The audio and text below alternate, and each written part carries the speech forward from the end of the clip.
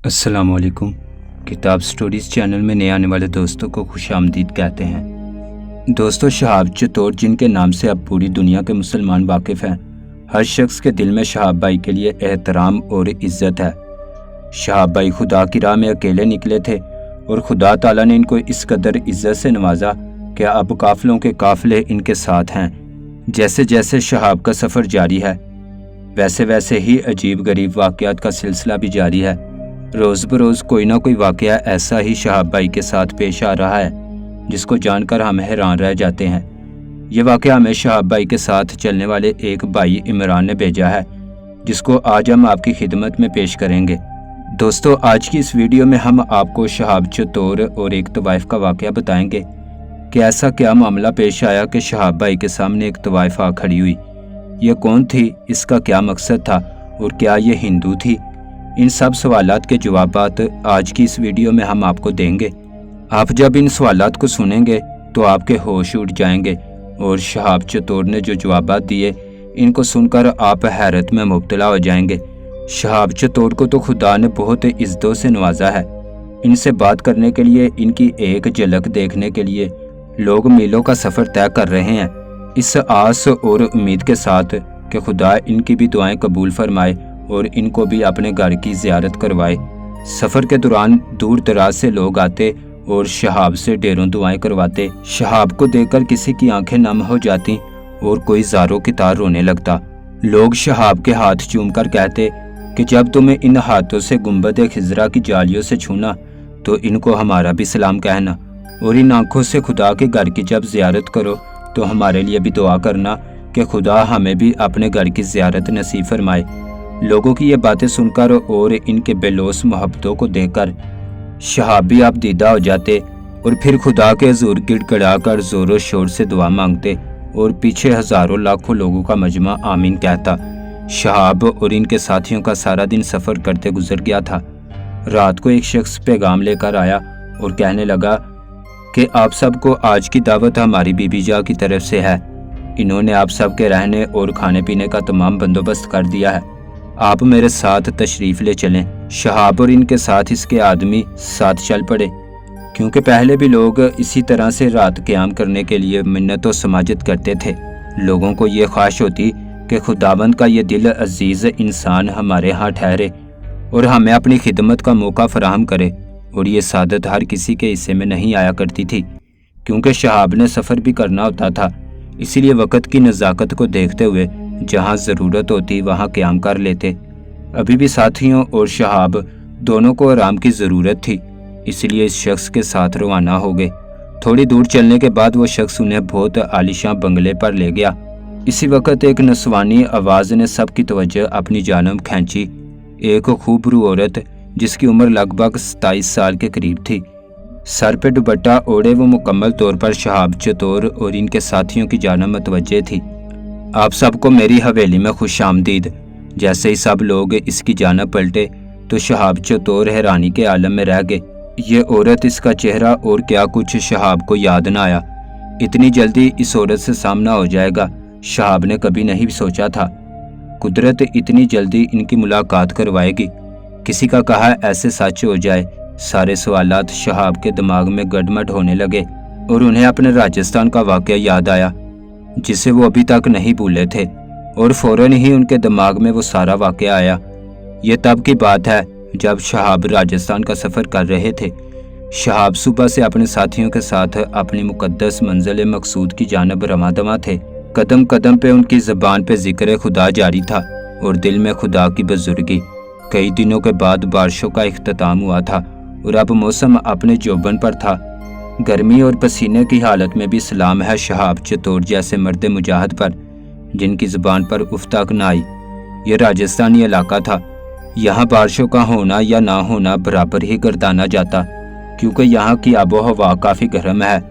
दोपहर के वक्त जब गर्मी की शिद्दत बढ़ने लगी तो साथियों ने आगे बढ़कर शहाब को कहा कि भाई, हम यहाँ कुछ देर आराम कर लेते हैं और इसके बाद अपने अगले सफ़र की जानब चलेंगे। तो शहाब ने कहा, ठीक है, कोई जगह देकर आराम कर लेते हैं। जहाँ से शहाब और इसके साथी गुजर रहे थे आसपास कोई आबादी न थी, हर तरफ वीराना ही वीराना था।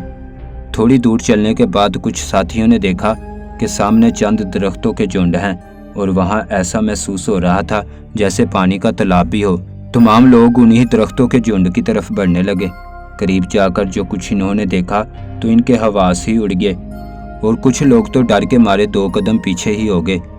سب نے کہا شہاب بھائی یہاں سے چلنا چاہیے، ہم کوئی اور جگہ دیکھ لیتے ہیں۔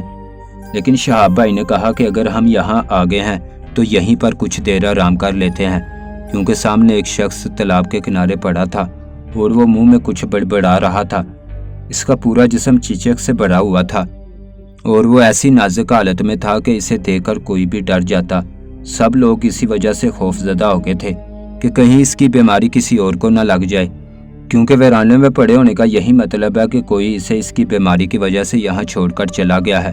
شہاب اس شخص کی جانب بڑھے۔ اس شخص کے ہاتھ میں ایک تصویر تھی جسے دیکھ کر وہ بار بار کچھ کہہ رہا تھا۔ جب شہاب اس آدمی کے نزدیک گئے تو انہیں وہ تصویر دکھائی دی۔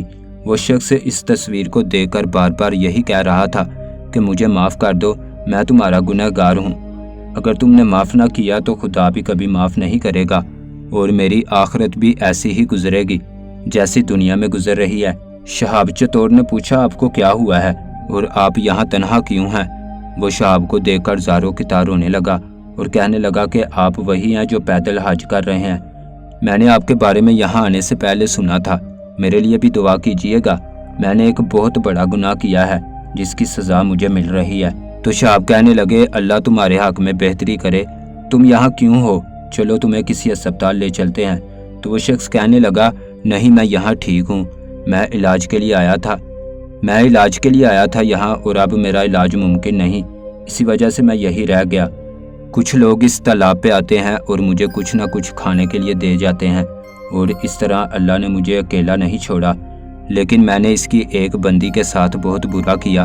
وہ لڑکی مجھ سے شادی کرنے کے لیے گھر سے بھاگی تھی اپنے سونا اور زیورات لے کر، میں نے اس کو دھوکہ دیا، اس کا مال و زر لوٹ کر اسے ایک طوائف کے ہاں بیچ دیا اور اس کے بعد اس کی بد دعائیں مجھے لگ گئیں، مجھے ایک کبھی نہ ختم ہونے والی بیماری نے آن گھیرا، میرا سب کچھ تباہ ہو گیا، اور اب اگر وہ آپ کو کبھی ملے تو اسے کہنا کہ اس کا مجرم اس سے معافی مانگ رہا تھا۔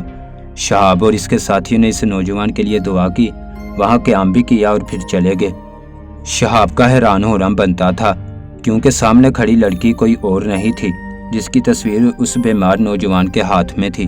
شہاب حیران رہ گئے کہ ایک طوائف نے انہیں اپنے گھر مہمان نوازی کے لیے بلایا تھا، یہ بہت عجیب بات تھی، اور آخر کیوں بلایا تھا؟ اور وہ تڑپتا بلکتا نوجوان بھی یاد آیا جو اس لڑکی کا گنہگار تھا۔ سب لوگ حیران رہ گئے کیونکہ جس طرح پیغام دینے والے شخص نے پیغام دیا سب کو لگا کہ وہ ایک عمر رسید عورت ہوگی، کسی نے نوجوان عورت کا تصور نہیں کیا تھا۔ آ جائیں آپ سب لوگ بیٹھیں، لیکن اس سے پہلے میں آپ لوگوں کو کچھ بتانا چاہتی ہوں، میں طوائف ہوں اور اگر میں آپ لوگوں کو یہ پیغام پہلے ہی بتا دیتی تو آپ لوگ شاید یہاں نہیں آتے، اسی وجہ سے میں نے آپ لوگوں کو نہیں بتایا۔ یہ سن کر سب حیران رہ گئے۔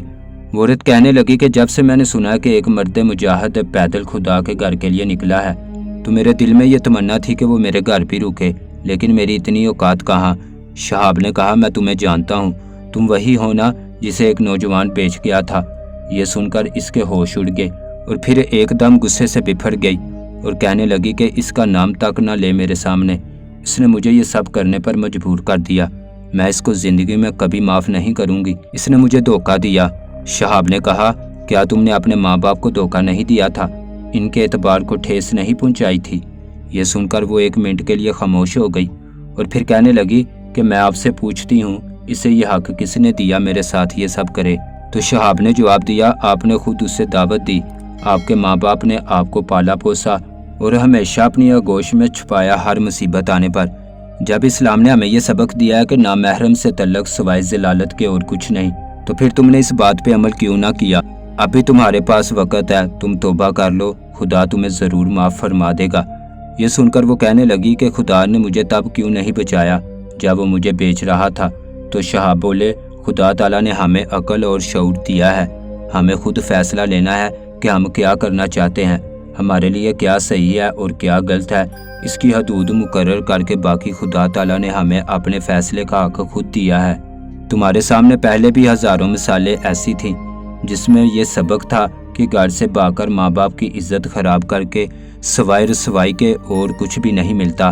مسلمانوں، اللہ کی حدود مت توڑو۔ یہ سنتے ہی وہ عورت گش کھا کر گر پڑی۔